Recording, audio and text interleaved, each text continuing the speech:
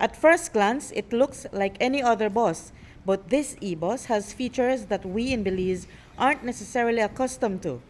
Before we get into the cool aspects of what the bus can do, the city's e-transit startup coordinator, Neil Hall, says it's not just for drivers, conductors, and technical staff who are receiving the training. They'll be training on first responders. So when the police or the EMTs need to access the vehicle for any particular reason, they'll know the proper way of doing it, so it's safe for everyone. On Monday, we'll start doing other types of trainings that are more physical training.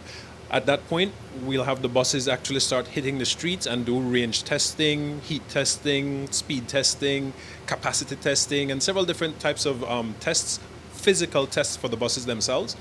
Chad Dietrich is the general manager for Caribbean Motors, which is participating in the training sessions.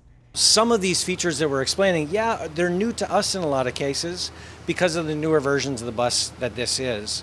But as for the difference between diesel and electric, in some cases it's, how do you tow it because of the different mechanical systems?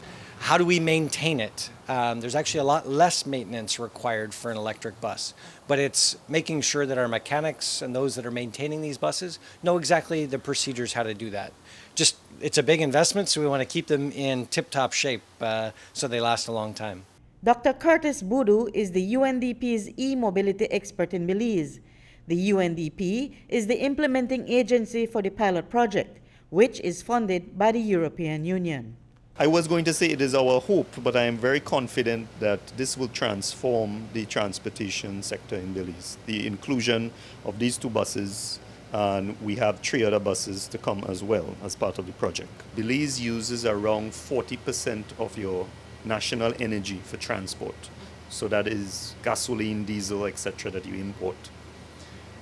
Having electric vehicles, and in this case an electric bus, ensures that you more efficiently use your fuel that you import. Electric vehicles, electric buses are around 3 times more efficient than a normal bus, diesel, or a normal car. So you make more efficient use of it. There is a push towards the increasing the use of solar in Belize. The more renewable energy you generate in Belize, the less fossil fuels you burn. So the cleaner the energy becomes.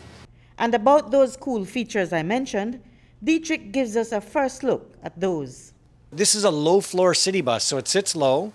Number one, it also kneels, so that means it tilts down to the curb level to make it easy for people to get on. One people group that makes it a lot easier for is those that are mobility challenged. So we have a wheelchair ramp here, so I can quickly flip that out for you.